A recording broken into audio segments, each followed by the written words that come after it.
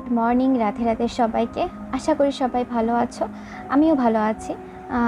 আজকে ভিডিওটা কিন্তু আমি ঠাকুর ঘর থেকে শুরু করছি না। ঠাকুর ঘরে তো কাজ হচ্ছে, তোমরা সবাই জানো।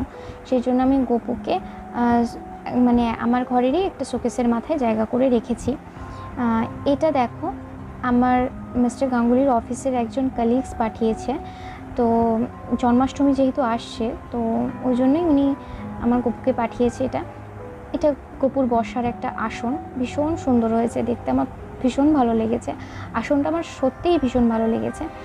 এছাড়াও কালকেই মিস্টার গাঙ্গুলি এনে আমার হাতে এগুলো দিয়েছে, যে উনি পাঠিয়েছিলেন বলে।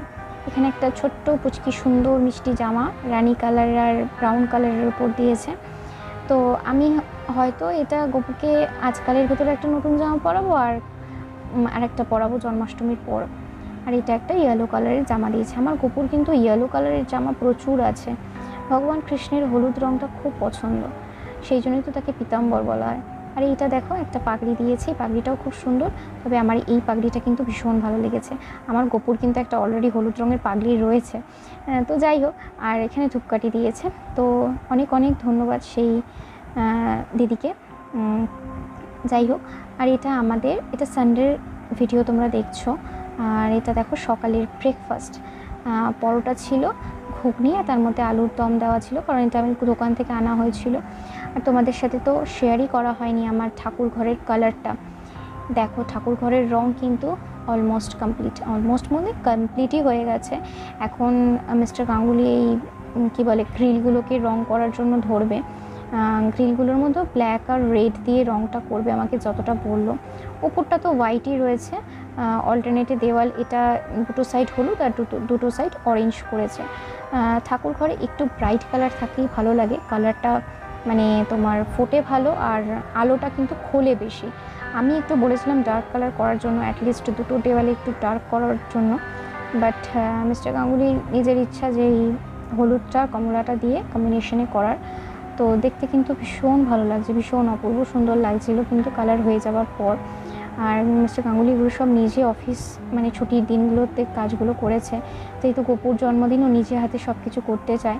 তো আমার অনেক ভালো লেগেছে, ভীষণ খুশি আমরা দুজন। আর এখানে দেখো জানলাগুলোর মধ্যে যে এখানে এই সাইডে এত জল পড়ে না, তিনতলার উপরে তো জন তো একটু পড়েছে, সেগুলো একটু ঘষে দেবে, ঘষে তারপর এখানে রং করবে। আজকেও দেখো না বৃষ্টি হচ্ছে, কীরকম বাইরের অবস্থাটা দেখেছো। অলরেডি তো নিম্নচাপ হয়েইছে। নিম্নচাপের বৃষ্টির সময় না আমার কোনো কিছু করতে ইচ্ছা করে না গো, শুধু মনে ঘরে বসে থাকি, ঘুমাই, শুয়ে থাকি, মানে বেসিক্যালি ল্যাদ খাই। যাই হোক, আর এখানে আজকে লোটে মাছ হবে। তো লোটে মাছ আমি জানি না কেন, আমাকে যদি মাংস আর লোটে মাছ দেওয়া আমি মনে হয় লোটে মাছ খাবো। লোটে মাছ, ইলিশ মাছ, এগুলো না আমার ভীষণ ফেভারিট। তো যাই হোক, এখানে তো লোটে এনেছিল, আর লোটের ওই আলুগুলোকে তো দেখলে তোমরা কী বলে আলাদা একটুখানি সিদ্ধ করে নিচ্ছিলাম, কারণ আমি এখানে মোটামুটি মশলাটা কষাতে কষাতে আলুটা ওখানে সিদ্ধ হয়ে যাবে। এখানে পেঁয়াজ কুচি আর কাঁচা লঙ্কা কুচি করে দিয়েছি। আর ওখানে তোমাদের যে পেস্টটা দেখালাম, তার মধ্যে তোমার আদা আর রসুনের পেস্টটা রয়েছে। এত ভালো হয়েছিল খেতে। একটু যদি টমেটো পড়তো না খুব ভালো হতো, কিন্তু আমার কাছে টমেটোও ছিল না, আর টমেটো সসটাও শেষ হয়ে গিয়েছিলো। আমি এখানে দেখো আদা রসুনের পেস্টটা দিয়েছি। আজকে জলটা একটু বেশি পড়ে গেছিলো জানো তো আদা রসুনের পেস্টের মধ্যে। তো ইটস ওকে, কোনো ব্যাপার না, বাট একটু মানে কম দিলেই ভালো হতো জলটা।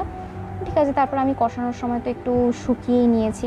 তারপর আজকে হঠাৎ করে মনে মনে ভাবছিলাম যে না, আজকে মশলাগুলোকে একটুখানি তোমার গুলিয়ে তারপরে মানে ওই রান্নার মধ্যে দেবো। যেভাবে সব কটা মিক্স করে দেওয়া হয় অন্যান্য দিন, তো একদম কষানোর সাথেই একবারে সব দিয়ে তারপর রান্না করি।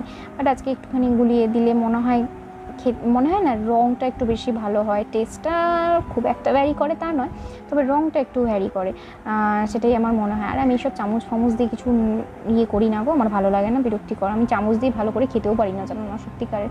একমাত্র আমি নুডলস বা চাউমিনই চামচ দিয়ে খাই, বাকি সমস্ত কিছু আমি হাত দিয়েই বেশি প্রেফার করি, ওই সব চামচ ফামচ হয় না। যাই হোক, আর আমি সবথেকে বড় কথা একটু তেলের মধ্যে না একটু চিনি দিয়ে নিয়েছিলাম, সামান্য একটু, জাস্ট ক্যারামেলাইজড হওয়ার জন্য, একটু কালারটা ভালো আসার জন্য।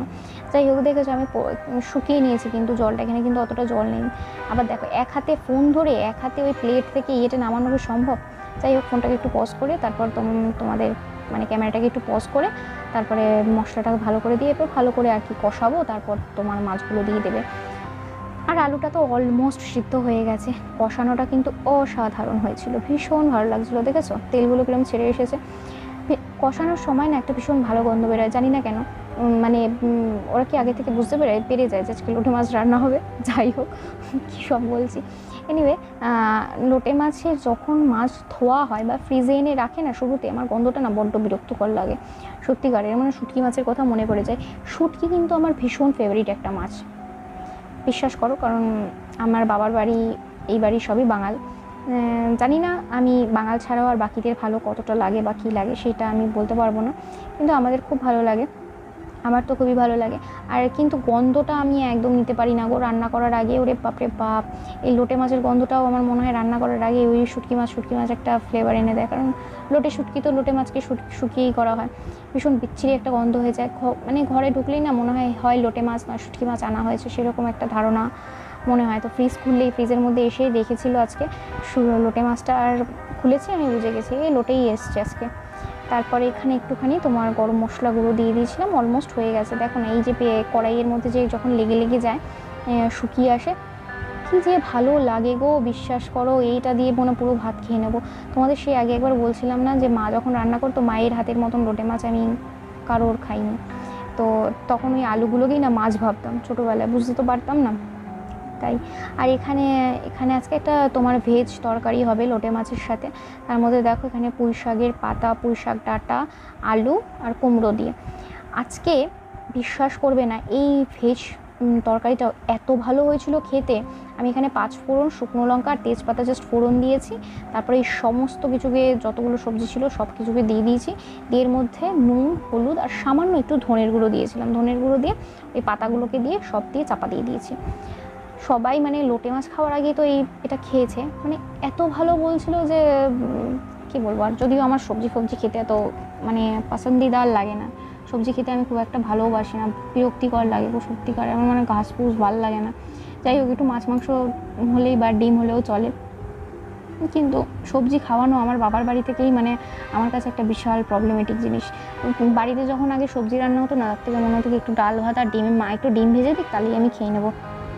এতই বিরক্ত লাগতো সবজি খেতে। বাট কিছু ক্ষেত্রে মানে নিরামিষ রান্নাও, মানে নিরামিষ তরকারিও এত ভালো হয়ে যায় খেতে। যাই হোক, কী আর বলবো। তো এটা মোটামুটি তো হয়েই এসছে। আমি এখানে এটা চাপা দিয়ে গিয়েছিলাম। মিস্টার গাঙ্গুলি তো বাড়ি ছিল, তোমাদের বললাম না ওপরের ঘরের কাজ করছে। তো এটা চাপা দিয়ে 14 বার করে আমি ওপরে যাচ্ছিলাম। ও মাঝখানে একবার বলছিল চা বানিয়ে দাও, এই বানিয়ে দাও, সেগুলোই করে দিচ্ছিলাম। আর দাঁড়িয়ে দেখছিলাম কাজ করা। কারণ ও যদি বাড়িতে থাকে আর এই যে ঠাকুর ঘরের যে কাজ হচ্ছে না, সারাটা দিন ওপরে ওই ঠাকুর ঘরেই ওর কেটে যায়। তারপরে নিচে আসে, একটুখানি স্নান করে, মানে স্নান করতে যায়, স্নান করে এসে দুপুরবেলা খায়। দুপুরের পর থেকে আবার কাজে ঢুকে যায়। মানে ছুটির দিনগুলো তো করতে হয়, অন্যদিন তো অফিস থাকে, সময় পায় না।